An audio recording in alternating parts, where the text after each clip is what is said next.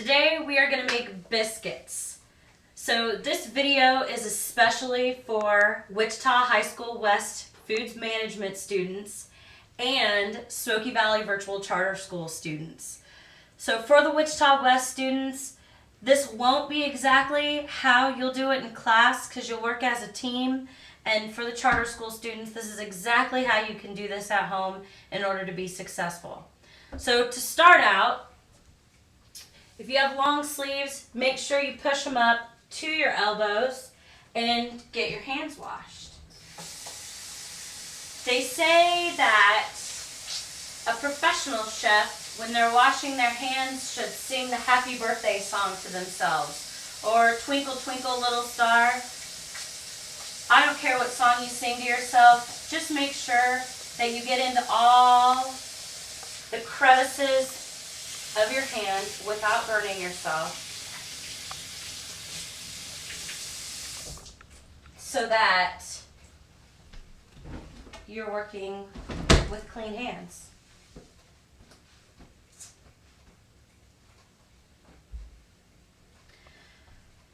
The recipe you should have already copied. If you don't have it copied, then you want to download it from the wiki and copy it onto a separate piece of notebook paper. Now some people will say, why can't I just cut and paste it or save it as a Word document?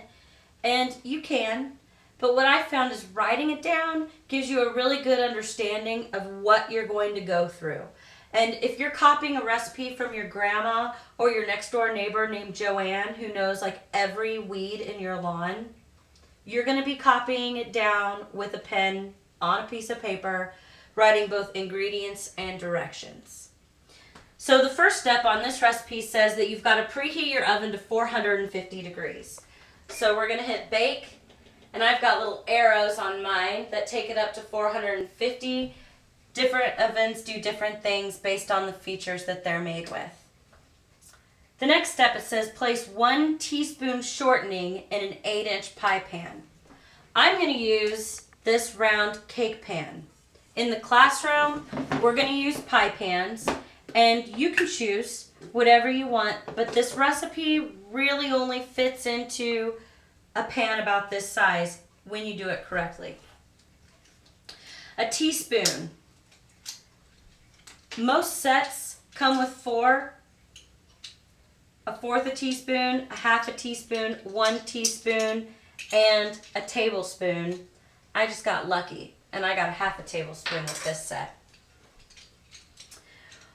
1 teaspoon is not the big one, it's the little one. And I know, people can say, I already knew that.